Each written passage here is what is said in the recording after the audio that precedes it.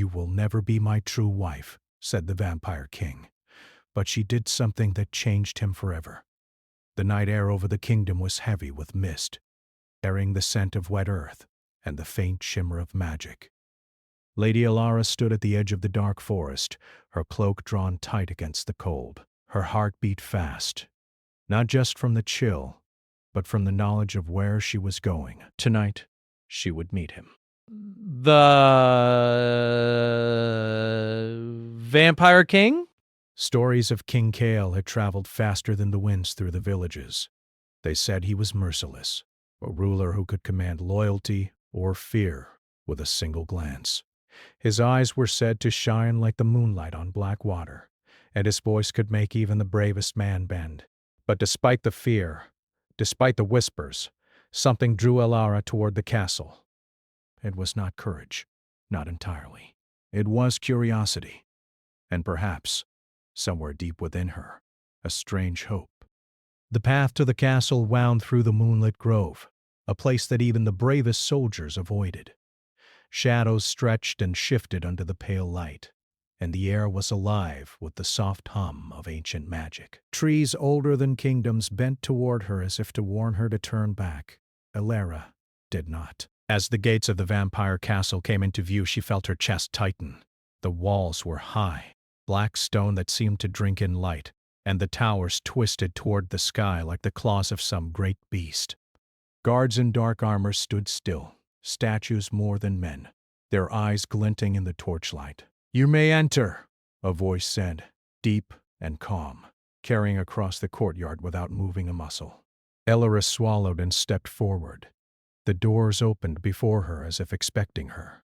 Inside, the castle was vast, larger than any palace she had ever seen. Rich tapestries lined the walls, embroidered with stories of victories, betrayals, and forbidden magic. Candles burned with a pale blue flame, casting long, flickering shadows. Every step she took echoed like a drumbeat in the silence. At the end of the grand hall, seated on a throne carved from obsidian and bone, was Kale. He did not rise, did not move. Yet when his eyes met hers, the air itself seemed to shift. They were dark, yet not empty, filled with centuries of loss, anger, and something colder still: isolation. "You are here," he said, voice low, like distant thunder. "I warned you. You will never be my true wife." Alara's heart sank. She had expected disdain, perhaps cruelty, but the words were sharper than she had imagined. Yet she did not retreat. "I do not wish to be your wife," she said, her voice steady. "I am here to speak, to understand, not to beg or plead." A shadow of something almost like surprise flickered across Kale's face. Then it was gone. "Bold," he said, leaning back in his throne. "Few survive speaking to me like that. Fewer still with their heads unbowed. And yet I am here. You will see that I am not weak. I will not fear what others fear." Kale's gaze lingered on her. He could feel the pulse of her courage, the strange warmth that dared to oppose him. It intrigued him, though he would never admit it. For centuries, mortals had walked into his halls with trembling knees, offering their loyalty or their blood. And yet this woman, she did not shrink. The silence stretched, heavy and thick. Then Kale spoke again, softer this time. "You are foolish. There are forces in this castle, in my life, that no mortal should touch. And yet you do not flee. Why?" "Because running does not save anyone, and because perhaps I see something here, something that can be changed." Kale's expression darkened. "Change me? I am bound by curse and by blood. My heart has known only loss. Any who dare to enter it are destroyed." Alara's hand twitched at her side. She wanted to reach for him, to touch, to feel the truth behind the words. But she stayed still, keeping herself steady. "I am not here to destroy. I am here to see, and maybe to help." Kale's lips tightened. For the first time in centuries, a flicker of uncertainty appeared in his eyes. Mortals rarely dared speak to him like this. not with such quiet confidence. He rose from the throne, moving with the grace of a shadow. Each step was silent, precise, yet powerful. He stopped a few paces from her, close enough that she could see the faint scars along his hands, the lines of an old sorrow etched into his face. "Many have tried," he said, voice low, "and all have failed. All except one." His eyes darkened with memory. "And that one," he paused, looking away as if the memory pained him. "She betrayed me. She promised love and left me with nothing but shadow." Elara's breath caught. "I am not her." "You are not," he admitted, almost reluctantly. "And yet you are foolish enough to think you can change that which centuries could not. You may be brave. You may be strong. But courage does not undo a curse." Elara's eyes did not waver. "Perhaps. But courage can awaken something that was asleep." For a long moment Cale did not speak. The room seemed to grow colder, the candles flickering as though uncertain of their light. Then, with a sudden motion, he turned and led her to the edge of a balcony that overlooked the kingdom. "Look," he said, his voice quieter now, almost a whisper. "All of this is mine. And yet none of it touches the heart I carry. Every stone, every shadow, every whisper of wind reminds me of what I lost. And yet you stand here as though nothing can frighten you." Elara gazed out over the dark kingdom, the forests curling around the castle like protective arms, the rivers glinting like silver threads under the moonlight. "I see beauty," she said softly, "even in the shadow, even in what is broken." Cale's gaze fell to her, searching, unsure. For the first time in centuries he felt something stir, something dangerous and unfamiliar. A flicker of hope. "Do you not fear me?" he asked. "Fear does not guide me," Elara replied. "But understanding, that might." Cale's lips curved into a shadow of a smile. It was brief, almost imperceptible, but it was there. And with it came a pull he had not felt in centuries. A desire to see if this mortal, this woman who dared to speak of hope and courage, could survive the darkness of his world. Suddenly a chill wind swept across the balcony. The candles flickered violently, casting jagged shadows across their faces. From the forest below came a faint, eerie whisper, like voices carried from some forgotten past. Cale stiffened. His senses, honed over centuries, told him danger was near. "Elara," he said, his voice firmer now, protective. "There are things in this world that will not forgive your presence here. You must leave before you are caught in them." Elara shook her head. "I will not leave. Not when I have just begun to understand." Cale studied her, the tension between them thick as the night around them. He knew he should turn her away. He knew that keeping her close would bring peril, not just to her, but to the fragile threads of his own heart. And yet, he did not. "You are bold," he said again almost to himself. "Perhaps too bold." Elara stepped closer until she stood beside him, peering out over the kingdom. "I have to be. Boldness is all I have in a world ruled by fear." Cale's gaze lingered on her hand as it brushed lightly against the balcony railing.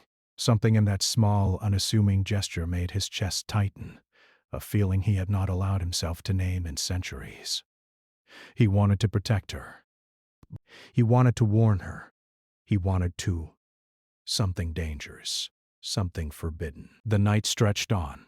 Stars shimmered above, distant and cold, yet somehow comforting. Below, the kingdom slept, unaware of the silent tension building at its highest towers. Cale and Elara stood together, two figures drawn by fate in defiance, each aware that the other was changing them in ways neither fully understood. Finally Cale spoke again, voice low and heavy.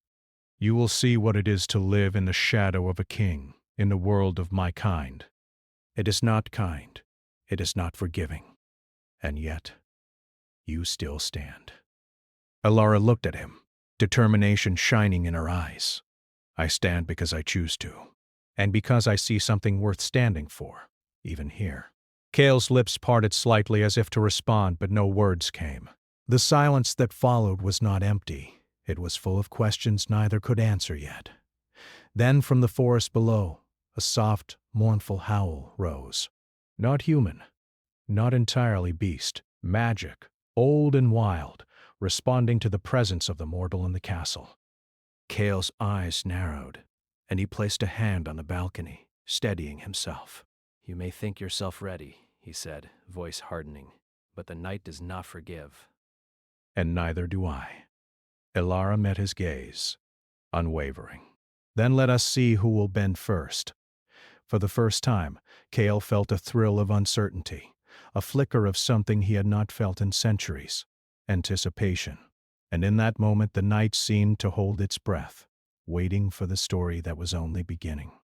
Above them, the moon hung full and bright, casting its silver light across two figures caught in the quiet tension between shadow and hope.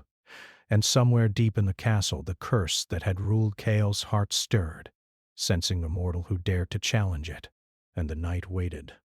The first light of dawn spilled over the kingdom, brushing the castle towers with pale gold. Lady Elara woke in her small chamber, heart still beating from the events of the previous night. Memories of Kale's dark gaze and the strange vulnerability she had glimpsed in him haunted her. She could not deny the pull she felt toward him, even though he had warned her against hope, against connection. The castle was already alive with movement. Servants scurried through stone corridors, carrying trays of food and candles. Guards sharpened blades that glimmered in the early light. Outside, the wind whispered through the battlements, carrying secrets and warnings. Elara knew her presence was not just unusual, it was dangerous. She wrapped her cloak tightly around her shoulders and stepped into the hall, where Kale awaited. His expression was as severe as ever, but there was something softer beneath it, a shadow of curiosity, or perhaps concern. "You slept well?" he asked, his voice low. Not a question, but a test. Elara straightened.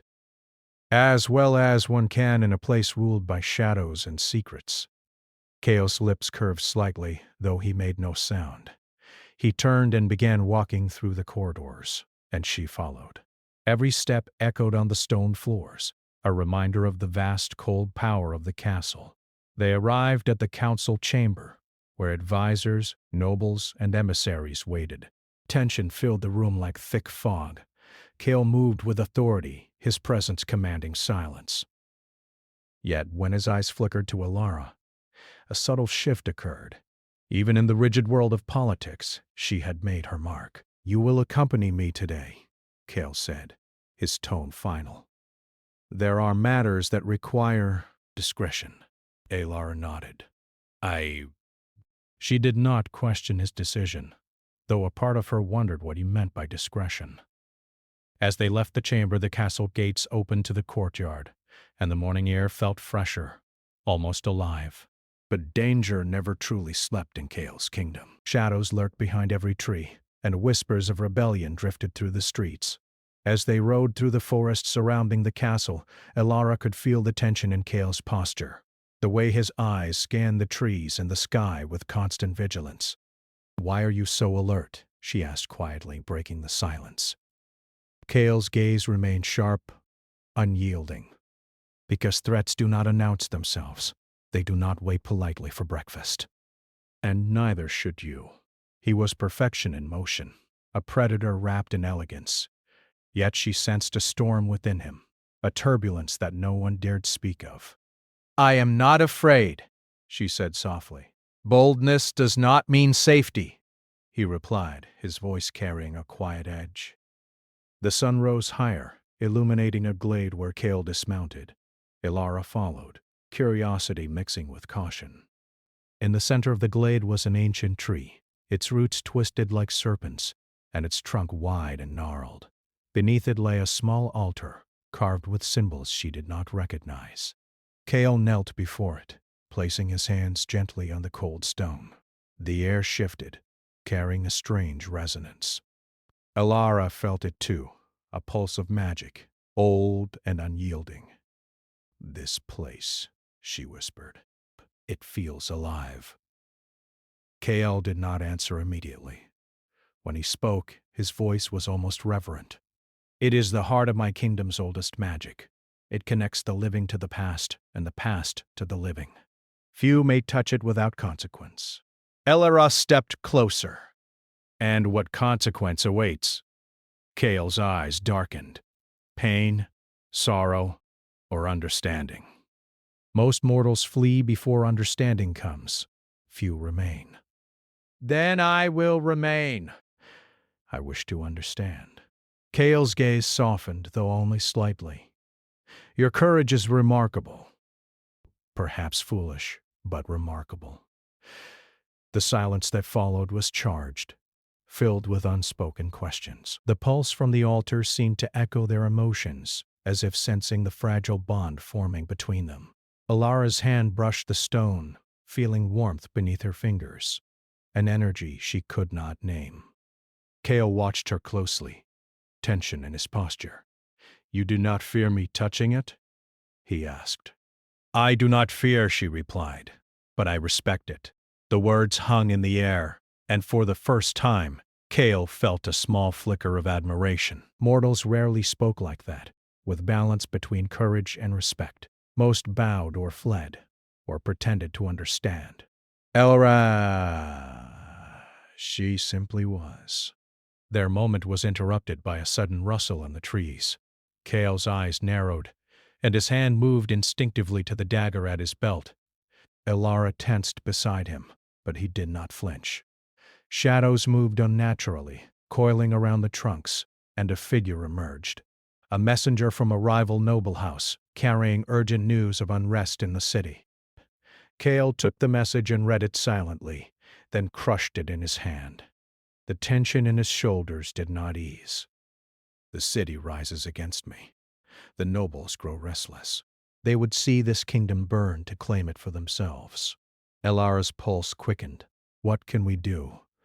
Kael's eyes met hers, sharp and unyielding. We survive. We fight. We endure. And yet beneath the resolve there was a flicker of doubt, a shadow of fear he would never admit aloud. Over the next days, Elara remained close to Kael. She witnessed his interactions with his council, his advisors, his soldiers.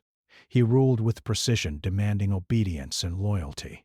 Yet there were moments when his mask slipped, moments when he was not a king but a man burdened by centuries of loss.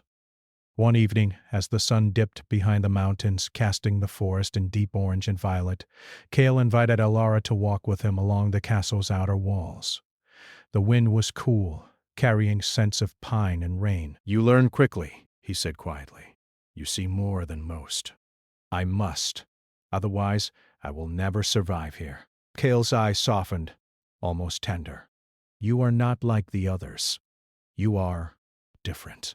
Elara felt a warmth at his words, though she did not know if it was trust, admiration, or something more dangerous. She stayed silent, knowing that words could shift the fragile balance between them. They walked in silence, listening to the forest and the distant city. The castle felt alive around them, every shadow a witness, every stone a memory. And yet, despite the weight of centuries, despite the looming threats, a quiet connection grew between them. Later that night, Kael summoned her to his private chambers. The room was dimly lit, the candles casting shadows that danced across the walls. He did not sit, but stood by the window looking out over the kingdom. Elara, he began, voice low, almost hesitant. You have seen only a fraction of what lies here. There are secrets, dark and old, that even I fear to confront. And yet, you persist? Why? Elara approached cautiously. Because you are not as untouchable as you believe.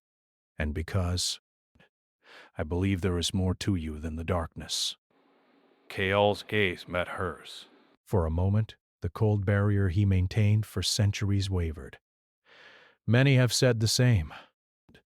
And yet, all have failed. I am not them, she said softly. I am me. The words struck him with unexpected force. For centuries, no one had dared speak to him this way. Not with defiance, not with compassion, not with truth. He felt a stirring within, a spark long dormant, and with it came a dangerous question. Could this mortal truly change him? Before he could respond, a sharp knock at the door broke the moment. Cale tensed. The king returning. "What now?" he muttered. A messenger, trembling, handed him a sealed letter. Cale's expression darkened as he read it. A rival vampire noble had made a bold move threatening the city's safety. Ilara felt a chill creep over her. Cale turned to her, his eyes blazing with intensity. "The time for words has passed. Danger approaches. You will need to act wisely. And quickly." Ilara's heart pounded. She had not expected battle so soon, nor that her place here would demand such courage. And yet, she did not step back. She met his gaze, steady and determined. "I will do what I must," she said. Cale studied her, and for the first time, he allowed himself to feel a faint flicker of hope. Perhaps, just perhaps, she was the one who could survive the darkness, and in doing so, awaken something in him thought lost forever. As the night deepened and shadows stretched across the castle, both of them knew the world outside was shifting, dangerous and unpredictable. Yet within the walls of the ancient castle, a fragile trust, a fragile connection, had begun to form. And somewhere in the darkness, unseen forces stirred, sensing the mortal who dared to walk alongside the vampire king. A storm was coming, one that would test courage, loyalty, and the strength of the bond forming between them. Ilara clenched her fists, determination burning bright. She would face whatever came. She would survive. And perhaps she could even change him. The wind whispered through the towers, carrying a promise and a warning. The night had only just begun. The castle was quiet at first light, yet its silence was heavy with tension. Lady Ilara moved through the corridors with careful steps, aware of every shadow and sound. The city below was no longer at peace. Whispers of rebellion and unrest had reached even the highest towers. Cale had sent her to the library to search for old records, books that contained secrets of the kingdom, magic, and curses that few dared study. As Ilara scanned the ancient texts, her fingers brushing over pages older than most kingdoms, she felt the weight of centuries pressing down. Knowledge here was power, but knowledge could also be danger. She found a reference to the curse that bound Cale, a shadow that sealed his heart and made him untouchable, even to love. Reading the words, she understood the scale of what they faced. The curse was not simple magic. It was born of betrayal, anger, and grief so deep it had hardened Cale's heart over centuries. Any mortal who tried to reach him risked breaking under its weight, or awakening a darkness that could consume them both. But Ilara did not flinch. Instead, she whispered to herself, "If I can help him, I will." The doors of the library creaked open, and Cale entered, silent as always. His presence was immediate, and the air seemed to shift. Ilara looked up, meeting his dark, calculating eyes. "You study too hard," he said, his tone sharp yet carrying an undercurrent of concern. "The curse is not solved by reading." "I know," she replied, her voice calm, "but understanding it is the first step. If I know it, maybe I can help you face it." Cale's eyes softened just a fraction, something he rarely allowed anyone to see. He stepped closer, the shadows from the tall shelves playing across his face. "Many have tried," he said quietly, "and all have failed. And you think you can succeed where others could not?" I do not know if I can, Ilara admitted, but I must try. "Because I see the man beneath the shadow, and I will not leave him behind." Kyle's chest tightened at her words. For centuries he had isolated himself, believing that no one could reach him. Yet here was this mortal, fearless and steadfast, daring to defy his darkness. He felt something dangerous stir, a flicker of hope he had not felt in hundreds of years.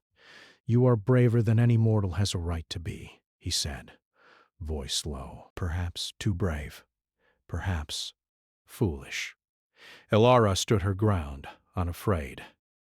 "Courage is not foolishness, and hope is not weakness. Not when you fight for what matters.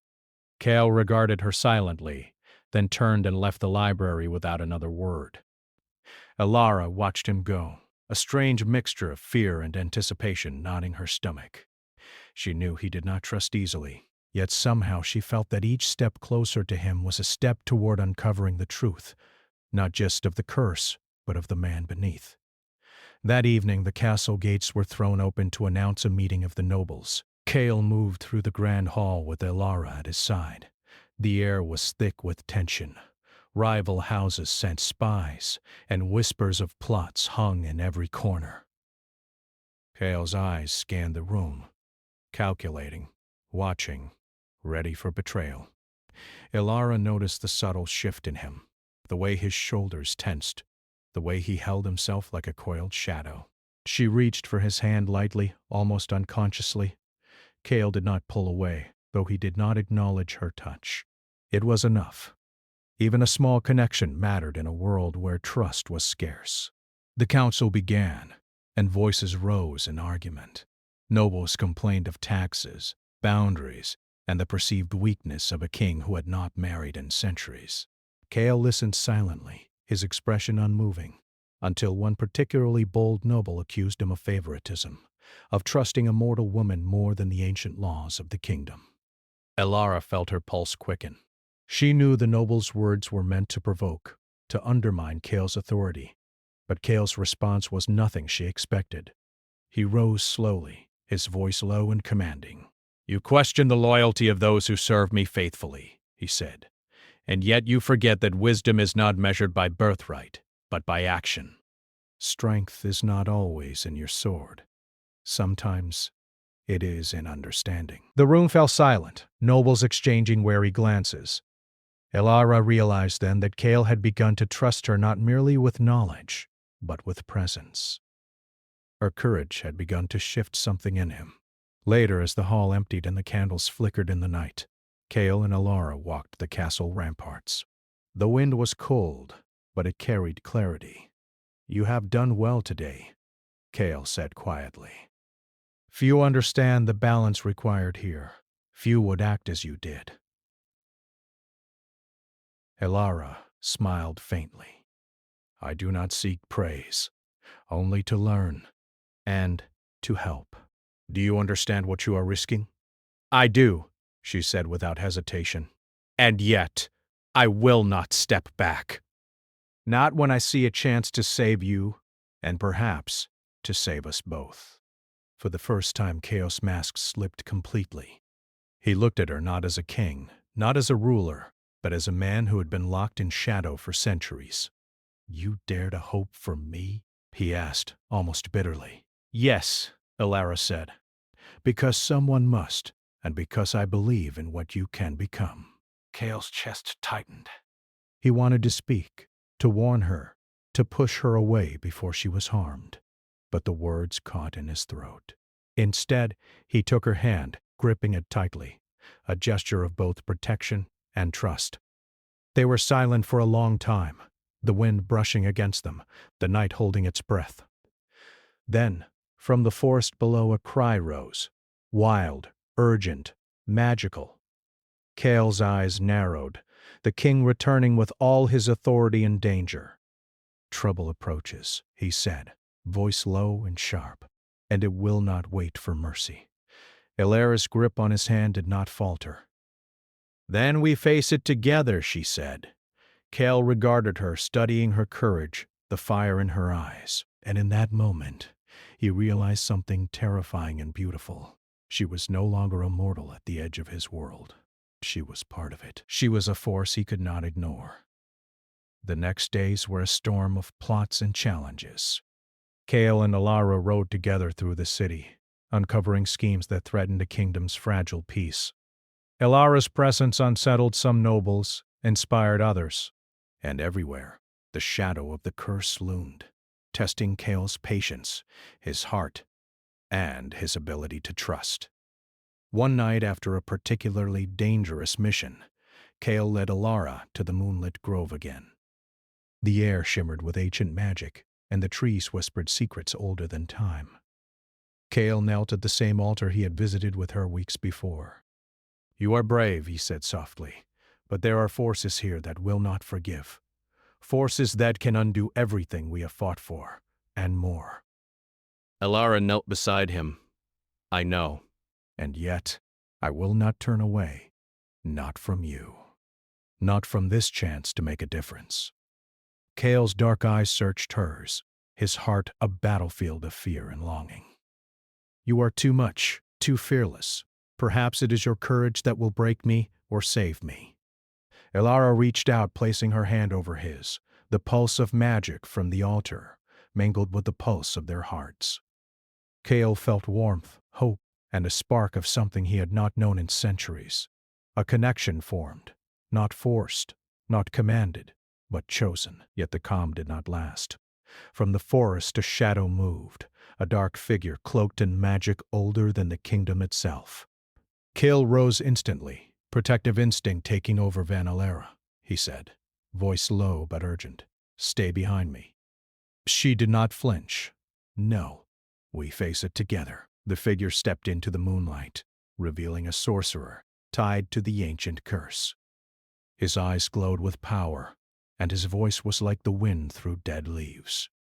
"Kyle," he hissed, "you cannot escape what is yours. And she... the mortal cannot save you. Only despair awaits." Kyle stepped forward, placing himself between Elara and the sorcerer. "You are wrong," he said. "She is not helpless, and I will not allow the past to dictate the future." The sorcerer laughed a sound like cracking ice. "You cannot change fate, not even together." Elara felt fear and determination clash inside her, but she did not hesitate. She stepped beside Kale, her hand brushing against his, drawing strength from their connection. "I may be mortal," she said, voice steady, "but courage, love, and hope, these are not bound by fate, and neither is he." The sorcerer's eyes widened at her defiance. Kale felt a rush of something powerful, pride, fear, and a surge of emotion that nearly overwhelmed him. "You may challenge me," the sorcerer said, "but the curse is eternal." Kale's eyes met Elara's, and for a brief moment the centuries of isolation and shadow cracked. He saw not fear, but resolve. Not despair, but hope. Together they stood against the ancient magic, side by side. And in that moment, Kale realized something that terrified and thrilled him in equal measure. For the first time in centuries, he was not alone. The forest around them shivered as the sorcerer's power reacted to their bond. The night held its breath. And somewhere deep within Kale, a truth began to emerge. A truth that could change everything. Elara's courage, her defiance, and her unwavering belief in him had begun to awaken the man he had buried under shadow. The curse stirred, sensing the mortal who dared to challenge it. And Kale knew, as he stood with her, that the path forward would demand all of their strength, and all of their hearts. The wind whispered through the trees, carrying both warning and promise. The reckoning had begun, and neither of them would emerge unchanged. The night was alive with shadows, yet illuminated by the silver glow of a full moon. Lady Elara stood beside King Kale in the moonlit grove, the ancient altar before them humming with power. The air vibrated thick with magic and tension. The sorcerer who had haunted Kale's past hovered in the darkness, his eyes glowing with fury and pride. "You cannot undo what has been done," the sorcerer hissed. "The curse is eternal. He is bound to shadow. And you, mortal, cannot change fate." Elara's fingers brushed Kale's, drawing strength from his presence. She felt his heartbeat, strong yet restrained, and it steadied her own. "Perhaps fate cannot be undone," she said softly. "But courage, love, and choice, these can change everything." Kale's gaze met hers, a storm of emotion behind his dark eyes. He felt fear, hope, and longing all at once. The curse had taught him despair. Yet here was Elara, standing beside him, challenging it with nothing but her determination and belief. The sorcerer's laughter echoed through the grove, a cold, sharp sound. Foolish mortal, you risk your life for a king whose heart is not yours to claim. His heart is not yours either, Elara replied, voice steady, and I will not let darkness rule him. Kale stepped forward, his presence like a shadow made flesh, his cloak brushing the grass as he moved. Leave before you bring destruction upon yourself, he warned, his voice low, commanding and dangerous. The sorcerer's eyes narrowed. You still do not understand. The curse is stronger than any love.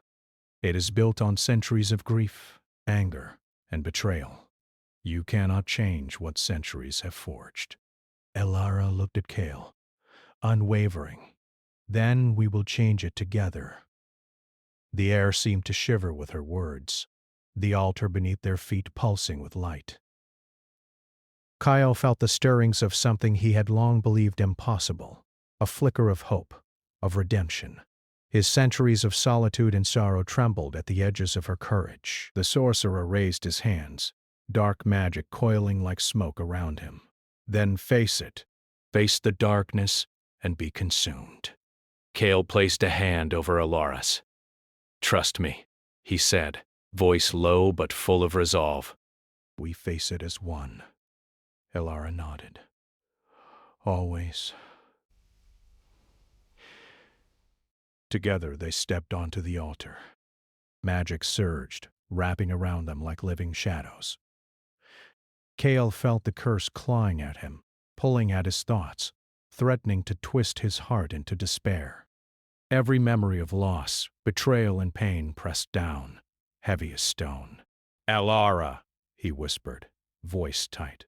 You should leave. You cannot fight this with me. I will not leave, she said firmly. Not now. Not ever. I am here, Kale, and I will not abandon you. The sorcerer's magic surged, striking at Kale, testing his strength, seeking to unravel him.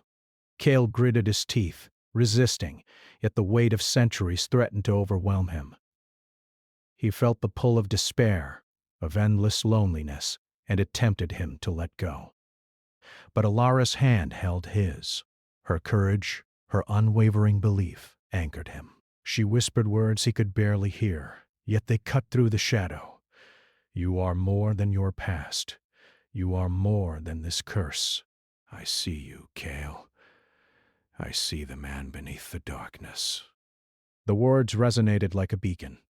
Kale felt the curse falter, the shadows waver. For the first time in centuries, he allowed himself to feel not fear, not anger, but hope. The sorcerer's eyes widened, sensing the shift. Impossible, he shouted. No mortal can undo what has been forged in shadow. Love is stronger than any curse, she said. Stronger than fear. Draven stronger than centuries of sorrow. Kale felt something awaken within him, a light he had long believed lost. He stepped fully onto the altar, placing both hands over hers. Their hearts beat together, a rhythm that defied the darkness. The shadows around them screamed, writhing and twisting, but the force between them held steady. The curse reacted violently, trying to sever the bond, but Kale's newfound strength, fueled by Elara's courage, resisted. He closed his eyes, letting her presence guide him. Every memory of betrayal, every wound of the past, every century of grief, they were still there, but no longer chains. They became lessons, anchors that gave him perspective, not power over him. The sorcerer's magic clashed with the bond they shared, sparks of light and shadow filling the grove. Trees shook, and the moonlight fractured into 1,000 silver beams. Kale opened his eyes, looking at Elara. I trust you, he said, his voice shaking but firm. Elara smiled faintly, feeling the surge of energy around them. Then let us end this, together. They closed their eyes and focused, their thoughts united, hearts aligned. The curse screamed, a sound like cracking ice, a force that had dominated centuries. And then, slowly, it began to fracture. Kale's chest tightened, the weight of centuries lifting piece by piece. He felt warmth spread through him, a sensation he had not known since his mortal years. He felt life, hope, and connection. And beside him, Alara's hand was steady, her presence unwavering. The sorcerer's eyes widened, powerless against the combined strength of their bond. The shadow shrieked, then began to retreat, dissolving into the night. With a final surge, the altar's magic flared white and silver, and the curse shattered, broken by courage, love, and choice. Cale collapsed to one knee, breathing heavily, overwhelmed by what had just occurred. Elora knelt beside him, placing a hand on his shoulder. "You are free," she whispered. He looked at her, tears glinting in the moonlight. "Free because of you," he said. His voice was raw, unguarded. I never thought I could feel this again. Not hope, not life." Elara's eyes softened. "You always could. You just needed to believe it was possible." Cale's hands lifted to cup her face, an action so intimate and unguarded it stunned even him. "Elara, He stopped, realizing words could not fully express the surge of emotion. Instead, he simply held her, feeling her warmth, her courage, and the bond that had shattered centuries of darkness. The sorcerer, weakened and defeated, vanished into the night, leaving only a faint whisper of warning. This is not the end. But Cale and Elara did not turn. Their focus was on each other, on the connection that had triumphed over darkness. As dawn approached, the first light of the sun touched the grove. Cale stood, taking Elara's hands in his. The shadows that had once dominated him no longer held sway. He felt alive, more human than he had in centuries. And for the first time he allowed himself to hope, not for power, not for fear, but for love. "You saved me," he said quietly, his gaze intense. Elara shook her head, a soft smile on her lips. "We saved each other." Ghislaine's lips curved into a smile, the first genuine one in centuries. "Then, will you stay by my side? Not as a mortal servant or guest, but as my partner?" Elara's eyes shimmered with emotion. "Yes," she whispered. "I will stay. Always." The castle and kingdom, silent witnesses to the night's events, seemed to exhale. The shadows retreated fully, replaced by the pale, gentle light of dawn. Cale and Elara stood together hand in hand, knowing the trials they faced were not over, but that they would face them united. For centuries, Cale had believed that love was impossible, that his heart was bound by shadow and curse. Yet here, in the quiet morning light, he understood that redemption was not about erasing the past.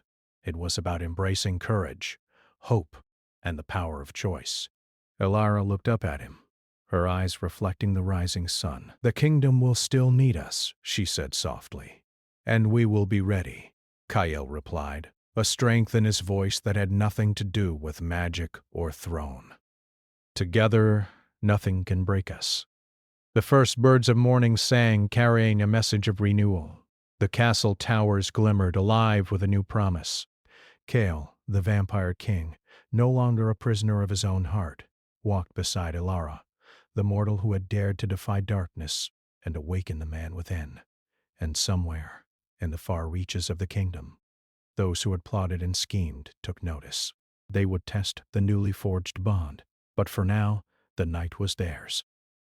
The curse was broken. The heart was open.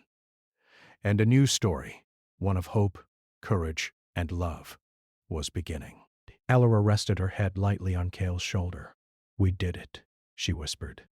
Cale kissed the top of her head gently, a gesture of reverence and love. "Yes, together." And under the rising sun, the kingdom, the castle, and the hearts of two brave souls embraced a future no shadow could claim. The wind whispered through the trees one last time, carrying a promise. The past had shaped them, but love had freed them, and their story, bound by courage, choice, and devotion, was only just beginning.